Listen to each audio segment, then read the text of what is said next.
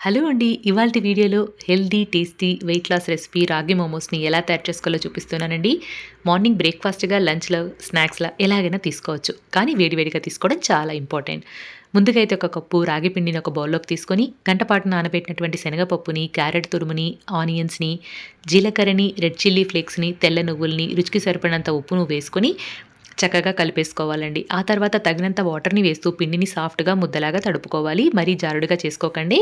ఆ తర్వాత ఒక ప్లేట్‌కి నూనెని రాసి, ఇందాక తడిపి పెట్టుకున్నటువంటి మిశ్రమాన్ని వీడియోలో చూపిస్తున్నట్లుగా ఇలా ఈ షేప్స్‌లో చేసుకున్నానండి. మీరు కావాలంటే ఎగ్జాక్ట్ మోమో షేప్‌లో వస్తుందనుకుంటే తయారు చేసుకోండి. ఆ తర్వాత వీటిని 12-15 నిమిషాల పాటు ఆవిరికి ఉడికించుకోవాలి మీడియం ఫ్లేమ్‌లో. తయారయ్యాక చేత్తో ముట్టుకొని చూసినప్పుడు చేతికి అంటుకోలేదనుకోండి ఇంకా పర్ఫెక్ట్‌గా తయారైపోయాయని అర్థం అనమాట. ఆ తర్వాత వీటిని పల్లీ చట్నీ, రెడ్ చట్నీతో సర్వ్ చేసుకోవాలి. పైన నెయ్యిని వేసుకోండి సర్వ్ చేసుకునేటప్పుడు టేస్ట్ అదిరిపోతుంది. రెడ్ చట్నీ రెసిపీ ఛానెల్‌లో ఉందండి. షార్ట్ వీడియోస్‌లో చూసేసేయండి.